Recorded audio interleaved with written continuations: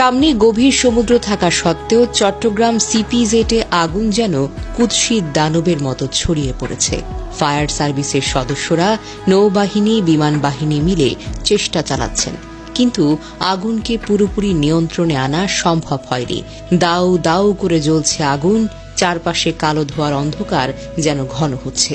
8 তলার ছাদ ভেঙে পড়ে, ভবনের দেয়ালগুলো ঝরে পড়েছে। প্রত্যেক মিনিট আগুনের বিস্তার দ্রুততর হচ্ছে, এমনকি পাশের 3 তলা ভবনও আগুনে আক্রান্ত হচ্ছে।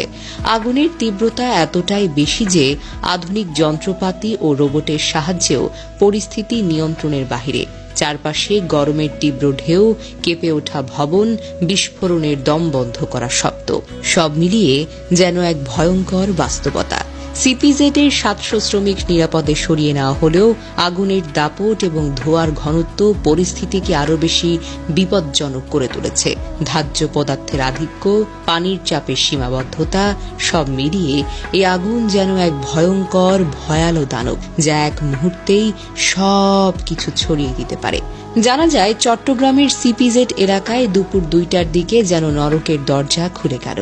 5 নম্বর সড়কের একটি 7 তলা ভবনের 7 তলায় গুদাম থেকে উঠে এলো লেলিহান আগুনের শিখা। এমন তীব্র, এমন ভয়ঙ্কর যে চট্টগ্রামের মানুষের চোখে ধুলার মতো ঘুরে বেড়াচ্ছে এখনো সেই দৃশ্য। ভবনটি ছিল চিকিৎসা সরঞ্জাম এবং টুপি তৈরির কারখানা, যেখানে প্রচুর সুতা, কাপড় এবং ধার্য পদার্থ জমা ছিল। এই ধার্য উপাদানগুলো যেন আগুনকে একটা অদম্য মানবে পরিণত করেছে।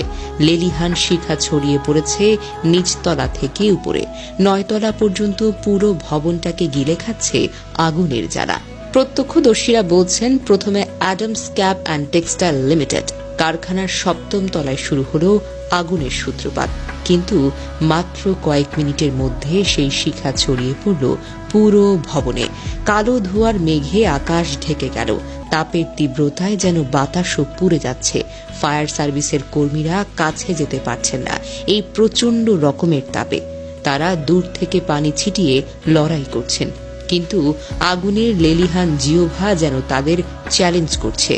ভবনের ছাদ ধসে পড়তে শুরু করেছে, ধপাস ধপাস শব্দে যেন মৃত্যুর ঘণ্টা বাজছে। লেলিহান শিখা আরো উঁচুতে উঠছে, যেন চট্টগ্রামের আকাশকেও চ্যালেঞ্জ করছে। এই অগ্নিকাণ্ড, এই ভয়াবহ যুদ্ধে ফায়ার সার্ভিসের 23টি ইউনিট সার্বিক ক্ষেপে লড়াই করছে।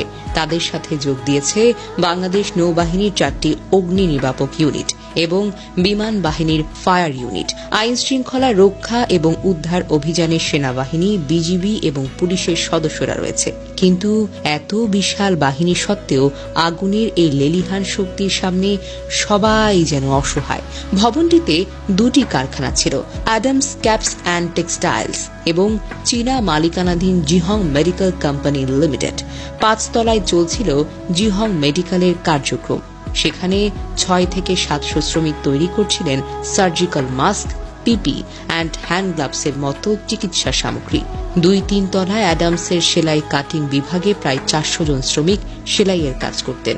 6-7 তলা ছিল গুদাম, যেখান থেকে শুরু হলো এই নরকীয় আগুন। চট্টগ্রাম ইপিজেটে এখন শুধু একটি ভবন নয়, পুরো দেশের শিল্প নিরাপত্তা ব্যবস্থার মুখোশ পড়েছে। আগুনের তাপে শুধু ইট গাঁথনি নয়, আমাদের অবহেলা, প্রস্তুতির অভাব আর দায়িত্বহীনতাও ভস্মীভূত হচ্ছে। যদি এখনো আমরা শিক্ষা না নিই, আগামীকাল হয়তো কোনো আরেকটি ইপিজেড, আরেকটি গার্মেন্টস বা আরেকটি শহর হবে আগুনের শিকার।